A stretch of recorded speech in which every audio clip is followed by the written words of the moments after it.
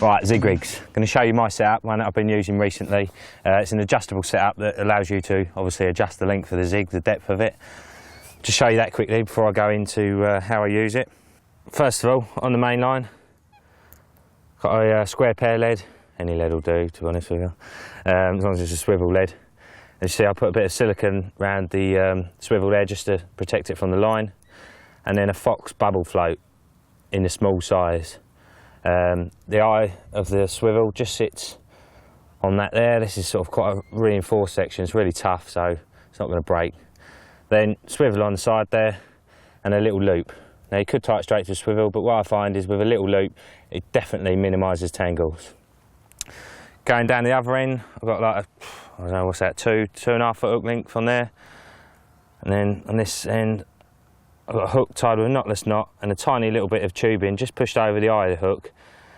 If I didn't do that, the line would be coming out of this angle. If you do it like this, it just opens up the gape of the hook and helps to get more bites. Hook bait wise, on here I've got one of the new Enterprise zig baits designed purposely for the job. They're ultra buoyant, coming in a range of colours to suit whatever you like, or just play around and see which one works best on the day really. So as you cast out, lead hits the bottom, that pops out of there, and then you can feed the amount of line that you want to out. So if you obviously feed it a foot at a time, you know exactly what depth you're fishing in. Brilliant invention that, so it just saves you recasting constantly. You can change the depth without causing more disturbance and without having to tie a new rig up. One other little thing to stop tangling, a bit of PVA foam.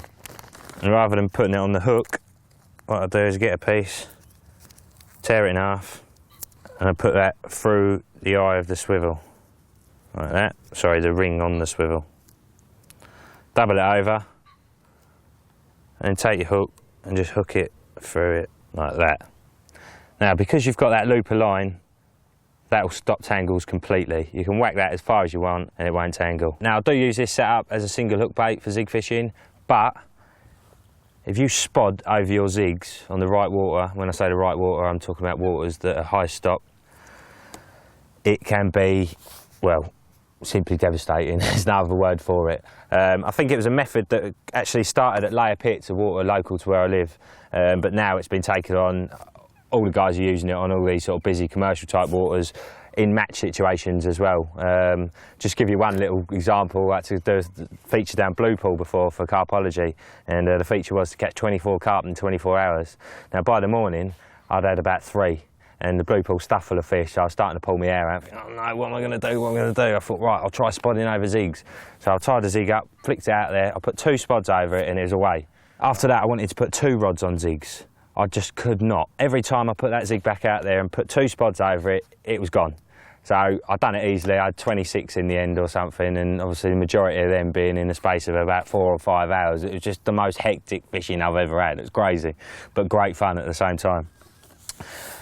Bait-wise, you want a nice, sloppy, messy mix, really. I use hemp, corn, what else got? Some light pellets. What you ideally want is baits with varying buoyancy. So if you've got lots of different bits and pieces in there, they're sitting at different levels in the water column.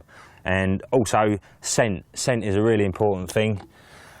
A tin of the old fish. Any oily fish, be it pilchards, mackerel, tuna, anything like that. So it just drives them mad and just gets them going in a frenzy, really. You know, that's what you want. Bit of competition for food, get a few fish in there darting about, eating the bits, and you've sussed it. It's a method that you've got to give a go. If you haven't tried it, give it a go in your local water. I guarantee you, it's awesome.